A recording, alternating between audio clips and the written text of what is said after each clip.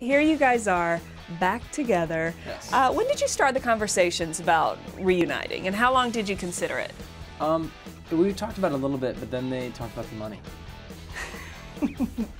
Just kidding, no. That's what really sold you on it. No, How much dough will this involve? All right, sign me up. Yeah, exactly. We spoke about it right away when we even decided to take some time off. We never thought it'd be 3 years. It seems like quite a bit of time. Yeah. We really just said, like, let's just take a few weeks and go do our own thing and see what happens. And it just kind of, we love to work and we love to create. And it was like Broadway, solo projects, Kevin obviously with his reality show, and just taking time for family and friends and doing our own thing. Time flies. What are some of the funniest memories you guys have and things that happen now that remind you of when you were younger and doing it? I think that, anytime we come back to some of these venues that we played in before, some of our pictures are up on the wall. Yeah. There's a lot more hair.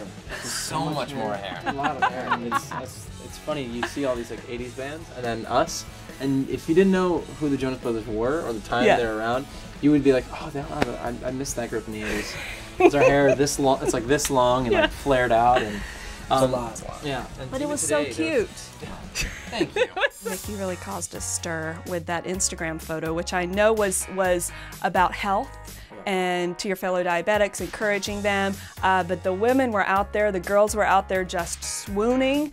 So yeah, tell me a little bit about posting that, and then when the reaction, were you surprised by the reaction?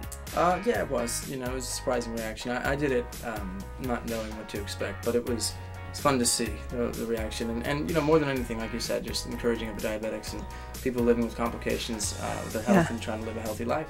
But for me, it's been great to be in good shape and to know that I'm healthy, and we all are really health conscious. Yeah. And with my diabetes, I have to be. So it's been good and great to see the reaction. Come on, you didn't know that they wouldn't go nuts over that. He actually didn't want to post it. I mean, the real story is like he was like, no, and we all kind of were like, you gotta post the picture. It's a great shot. We actually asked him to hold off like a month or so just so that we could get in the gym to hopefully equal or get to a certain level. But you didn't want him to make you feel too bad. Yeah. Then when he said that, that's when he posted. That's when he posted. Get it on out there. Can we expect more shirtless Instagrams? I don't think so. I'm shirtless in this movie quite a bit. Oh, okay. And well, pantless? Pantless too. Pantless and shirtless. Yeah, no clothes. Oh, no, at all. Naked though. And was that nerve-wracking? Yeah.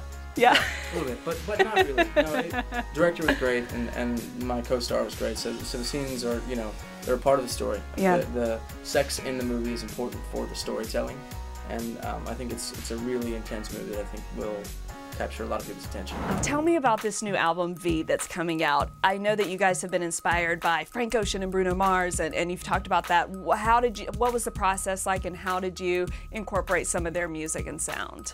I think that for me on the production side, I was able to produce this whole record. I went into it knowing that we have some more classic influences, Fleetwood Mac, Stevie Wonder, Jackson 5, Prince, but that we needed to find a way to make it current and really modernize our sound.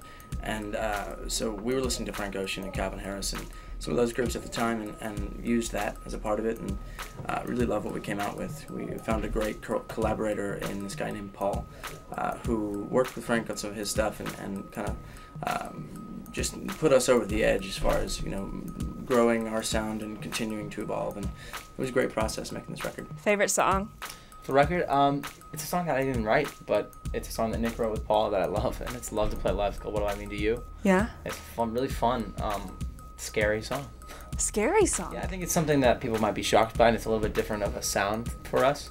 And Nick, lyrically, I think he dove into some things that were really personal and are just laying it all out for people to read themselves.